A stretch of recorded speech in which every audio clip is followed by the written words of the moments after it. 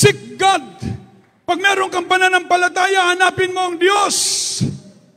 Sabi ng Biblia, without faith, it is impossible to please God. Ever say amen?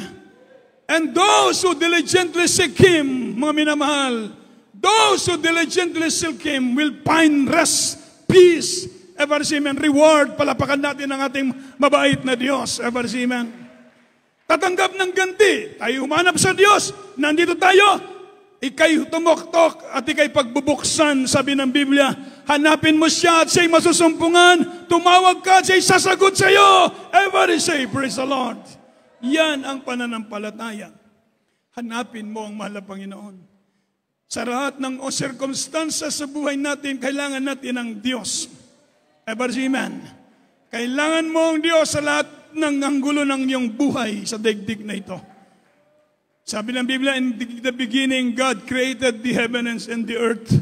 Nang pasimula nilangin ng Diyos ang sanlibutan, ang langit at ang lupa. So the ultimate, mga minamahal, tinatawag na starting point is the Lord, is God. Everybody shout, praise the Lord. Palapak na malakas para sa mahal na Panginoon. In verse 7, Hebrews 11 verse 7. By faith, Noah, being warned of God of things not seen as yet, moved with fear, prepared an ark to the saving of his house, by the which he condemned the world and became heir of the righteousness which is by faith. Po sa aklat ng Hebreo, Kapitulo 11, talata 7. Sa pananampalataya, si Noe, nang paunawaan ng Diyos tungkol sa mga bagay na hindi pa nakikita, dala ng banal na takot, ay naghanda ng isang daong sa ikaliligtas ang kanyang sambayanan.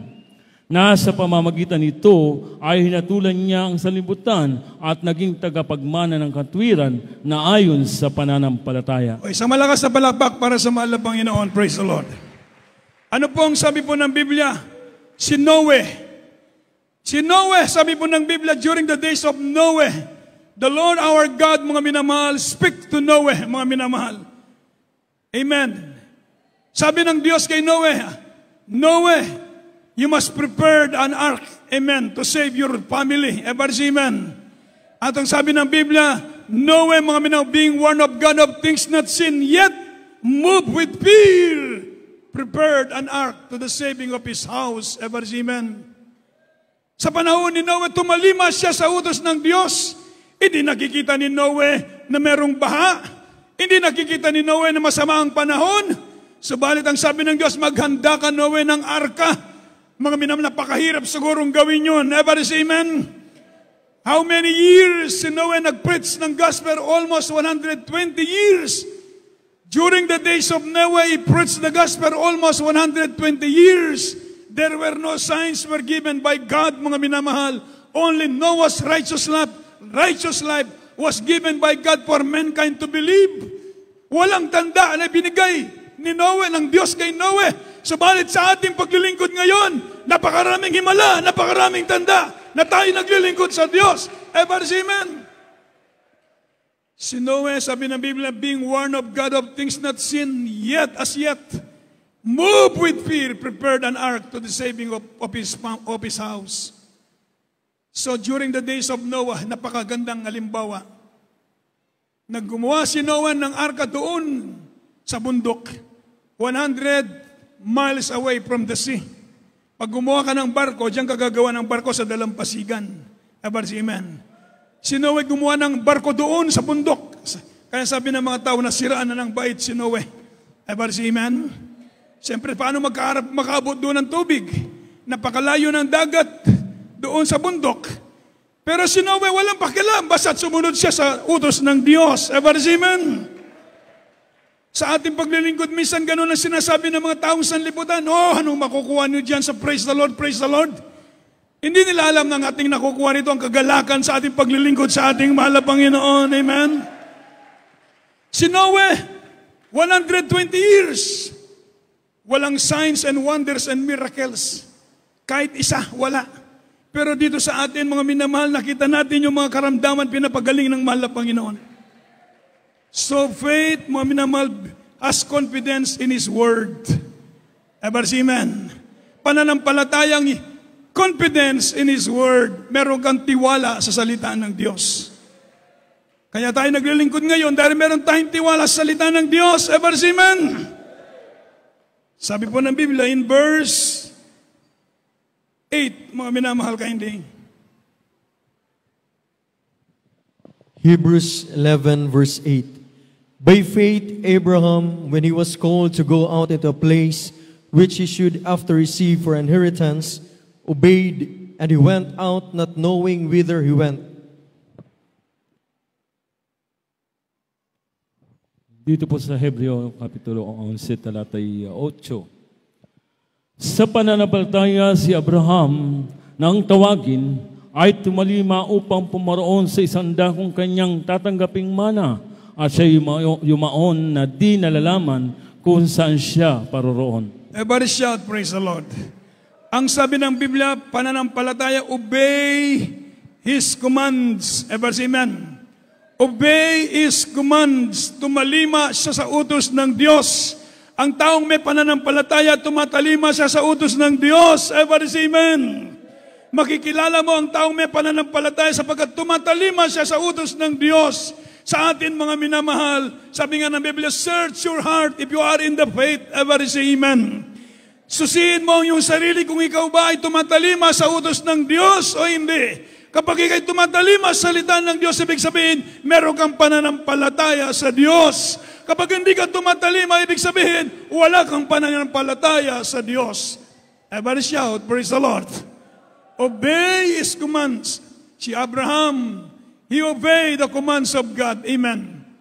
Iyan ang tinatawag na obedience, mga minamahal. It's the first step, mga minamahal, in mga submission to God. Ever say amen. Pagpapasakop sa mahal na Panginoon. Another thing, sabi po ng Biblia in verse 13, kindly. Hebrews 11 verse 13. These all died in faith, not having received the promises, but having seen them afar off, and were persuaded of them, and embraced them, and confessed that they were strangers and pilgrims on the earth.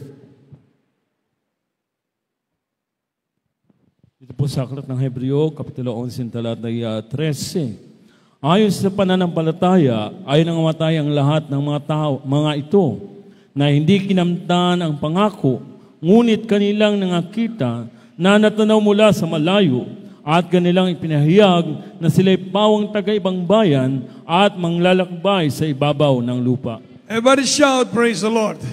So ito po ang pananampalataya, regulates mga minamahal, life on His promises. Ever say amen? Sila'y namatay sa pananampalataya, kahit mga minamahal not having received the promises, but having seen them afar off. Ever say amen? Kahit hindi na tinanggap ang pangako, subalit sila'y nagpatuloy. Ever say amen? Sila'y nagtiwala, nagpatuloy sa kanilang pananampalataya. Yan po ang sinasabi ng banal na kasulatan na regulates lives on His promises. Ever say amen? Ibig sabihin, mga kaigsuunan, ang tao nga doon ay pagtuo sa Diyos, ang iyang kinabuhi, nagapailalom kita sa kabubuton sa atong Ginoo. Everybody shout, praise the Lord. Amen. Nagasunod kita kaniya, kahit doon na katay pagsalig pagtuo kaniya. Wala na itong madawat ang sa mga panalangin o sahay, pero nagpabilin kita, nagpadayon kita sa pagsunod sa atong Ginoo. Everybody shout, praise the Lord. Yan po ang klase nga pagtuo nga kaymutan sa Dios ug magalahutay. Ever say amen. Sa tanang higayon na dunay trials pagsulay sa atong pagtuo, sa atong pagpangalagad kaniya subapan. Kung doon na tayo pagtuo sa Ginoo, bali wala ka ng tanan, magalahutay kita, magapatayon kita sa palapakan natong kusog ang atong buot ang Ginoo. Ever say praise the Lord. Mao kinay pinaka-importante ang pagtuo sa Dios. Kay kung muduol kita sa kaniya, mutuo kita nga ang Diyos mahimo niya, ang tanan. Ever say amen. Ikatulo, ikaupat, sunod mga minamahal, praise the Lord. In verse 13. Verse 13. Verse 14 to 16. For they that say such things declared plainly that they seek a country. And surely if they had been mindful of that country from day whence they came out, they might have an opportunity to have returned. But now they desire a better country, that is, a heavenly. Wherefore God is not ashamed to be called their God, for He hath prepared for them a city.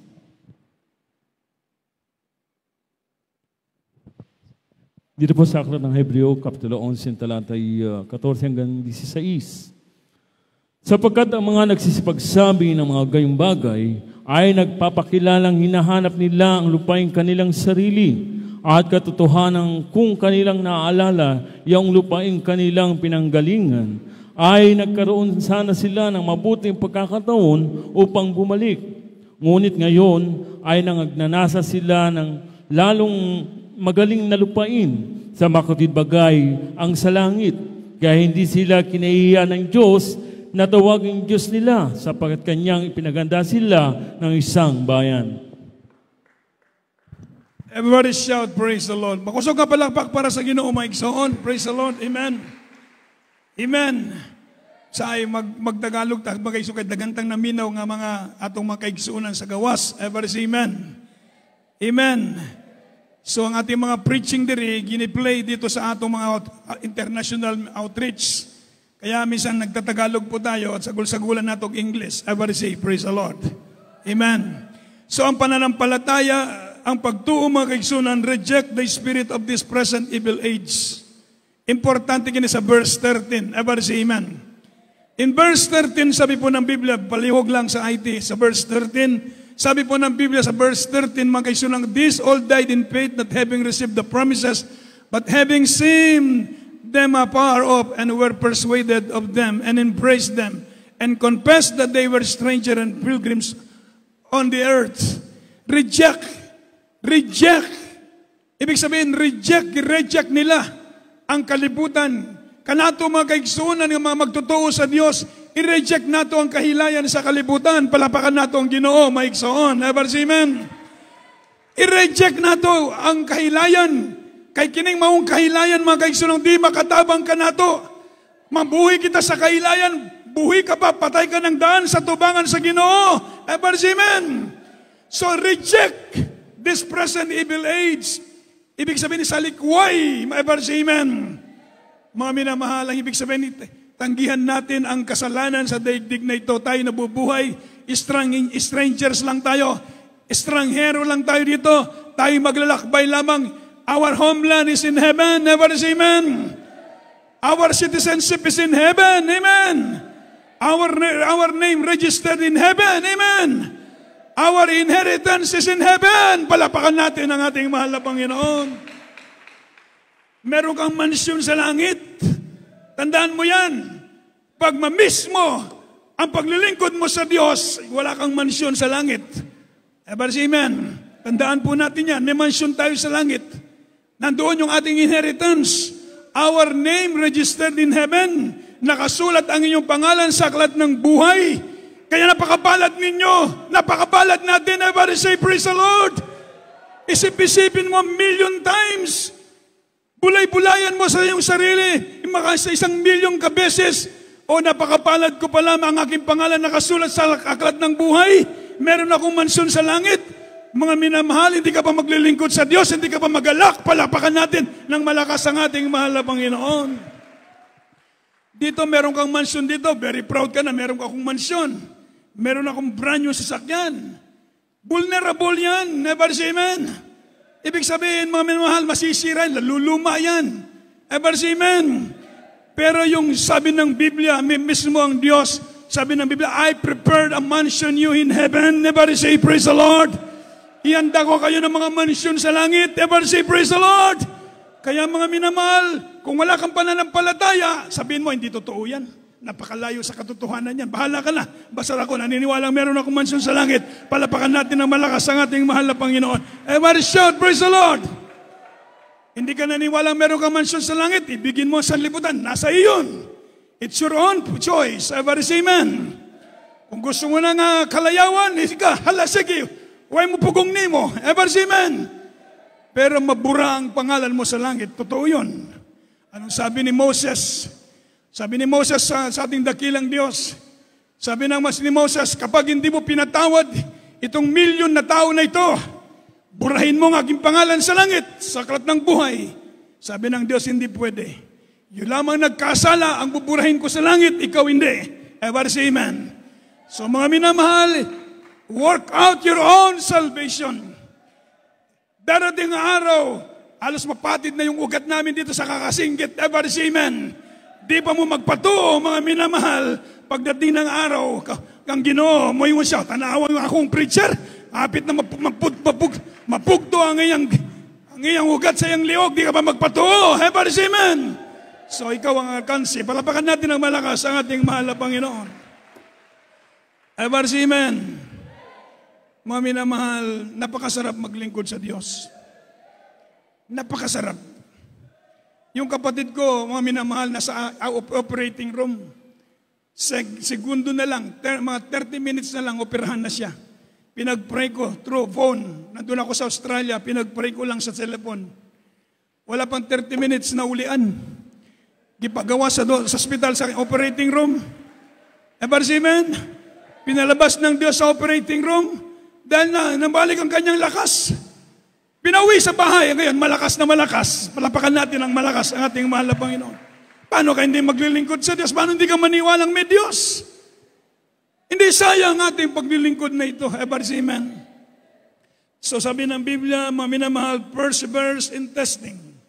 In verse 17, kindly.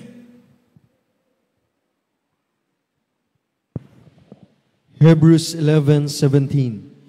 By faith, Abraham, when he was tried, offered up Isaac, and he that received the promises offered up his only begotten son.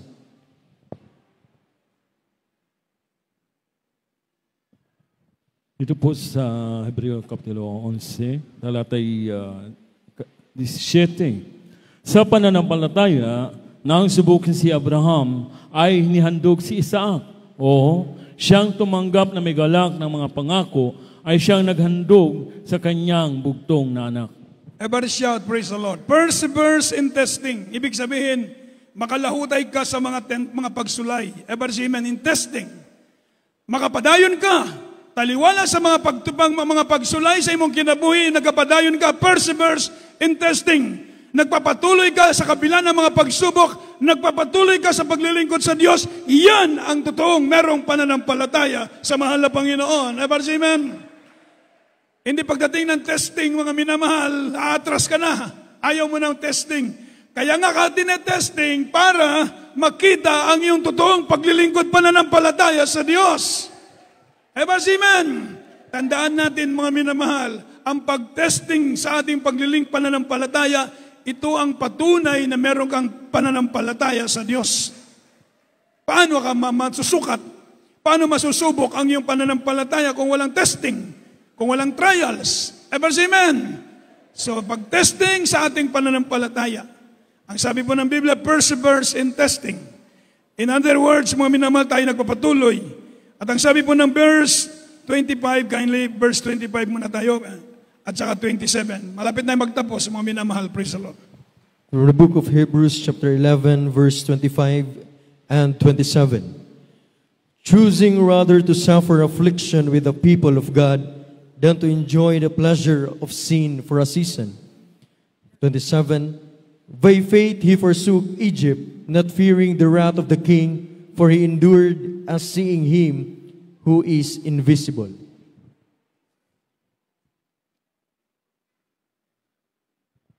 Po sa aklat ng Hebreo Kapitulo 11, talatay 25 at talon sa 27. Na pinili pang siya'y talapasanin na kasama ng bahay ng Diyos, kaysa magtamo ng nagsisikupas ng kaligayahan sa pagkakasala. Sa pananampalataya'y iniwan niya ang Ehipto na hindi natakot sa puot ng hari, sapagkat nagtiyatsagang tulad sa nakakita niyaong di nakikita. Palapakan natin ng malakas ang mahal na Panginoon. Praise the Lord. Yung palapak na gising ba? Everybody say, praise the Lord. Amen. Praise the Lord. Praise the Lord. Sabi po ng Biblia, faith, ang pananampalataya, sabi, refuse the pleasures of sin. Si Moses, tinanggihan niya ang pleasures Mga minamahal, si Moses, tandaan natin si Moses, siya po mga minamahal ay lumaki doon sa Egypt at napakarangya ng Egypt. Napakaraming pagpapala siya doon. Subalit, i-refuse the pleasures of sin. Bakit po mga minamahal? Sapagkat alam niya ang lahat ng kasalanan ay lumilipas lamang. Everybody say, praise the Lord. Rather, mga minamahal, choosing rather to suffer affliction with the people of God than to enjoy the pleasure sins for a season. Mas pinili pa niya magtiis na kasama ng bayan ng Diyos kaysa doon, mga minamahal, sa mga nagsisikupas na kalayawan sa daigdig na ito. Amen. Yan si Moses. Iniwan niya ang Egypt. Iniwan niya ang Ehipto. Minabuti pa niyang sumama doon sa mga anak ng Diyos. Sa ating paglilingkod sa Diyos, minsan tinetesting ating pananampalataya, yung ating mga loved ones. Amen. Bakit mo iniwan ang kalayawan? Bakit iniwan mo ang iyong profession dahil sa pananampalataya sa Diyos? Bakit iniwan mo ang kalayawan doon sa social, kasama ng iyong mga kaibigan dahil sa paglilingkod sa Diyos? Iniwan mo ang kalayawan dahil sa iyong pagpapagamit bilang choir member sa mahal na Panginoon. Iniwan mo ang kalayawan dahil ikay umibig sa mahal na Panginoon. Amen. Malaking gantimpala ang matatamo mo pagdating ng araw. Amen. Say, praise the Lord. Nang ako'y tawagin ng Diyos, mga minamahal, bilang manggagawa, pinapili ako ng mahal na Panginoon. Sa magitan ng panaginip, ako'y nanalangin, mahal na Panginoon, sabi ko, ano pong kalooban mo? Magtrabaho po ako, mag-aral, magtrabaho. Nanaginip ako ng gabing yaon. Sa aking panaginip, mga minamahal, merong lubid, nakatali doon sa kabilang pangpang, at dito sa kabilang pangpang. Sa magitan ng lubid, doon ako tatawid. Sa lubid lang ako tatawid. Ang problema sa aking kamay, merong pera. May barya at saka papel.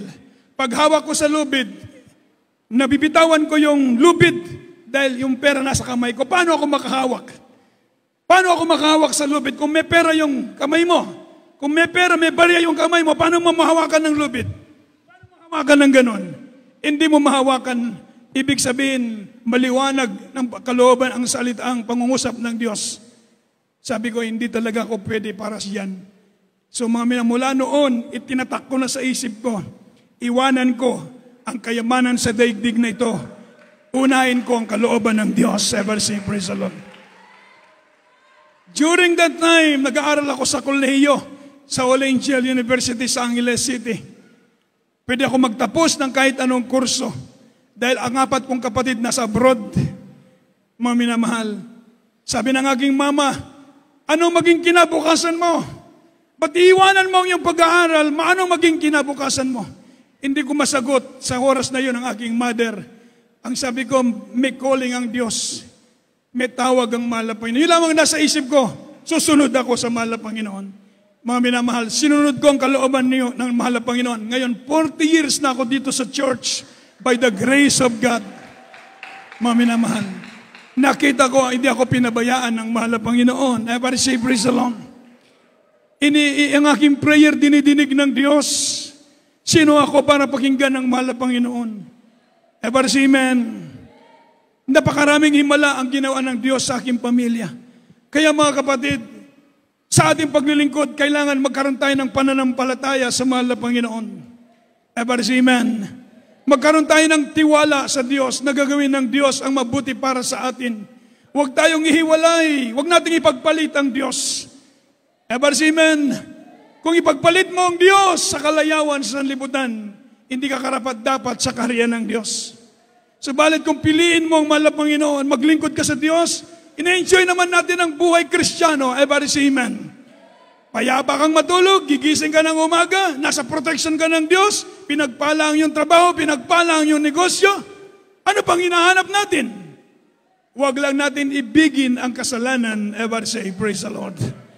Huwag lang natin ibigin ang kalayawan. Kapag inibig mo ang kasalanan, tatanggalin ng Diyos ang pagpapalang yan. Maniwala kayo sa akin. Ever say, praise the Lord. Pero kapag gawin mo ang kalooban ng Diyos, napakalapit sa iyo ng ating mahal na Panginoon. Kapag gawin mo ang Diyos, kalooban ng Diyos, didinggin ka ng Diyos, ang Diyos mismo nakikinig sa iyo. Ever semen, yung isang kapatiran natin sa Australia na admit sa hospital, meron siyang aneurysm. Biyak yung ulo. Biniyak yung ulo doon sa hospital sa dako ng Australia. Tumawag sila sa akin dito through the leading prayer ng beloved pastor. Sabi ng doktor kasi, tanggalin yung life support para mamatay na siya. Wala nang pag-asang mabuhay. But ibig sabihin, wala nang pag-asang mabuhay. Tumawag sa akin, bago tanggalin yung life support, sabi niya, pwede po kuya ipag-pray mo bago namin tanggalin yung life support. Dahil sabi ng doktor, tanggalin na yung life support, mamatay na siya. Sabi ko, sige mag-pray tayo to the leading prayer ng beloved pastor. Pagkatapos ng prayer, tinanggal life support, imbis na mamatay, nabuhay. Palapakan natin ang mahal na Panginoon.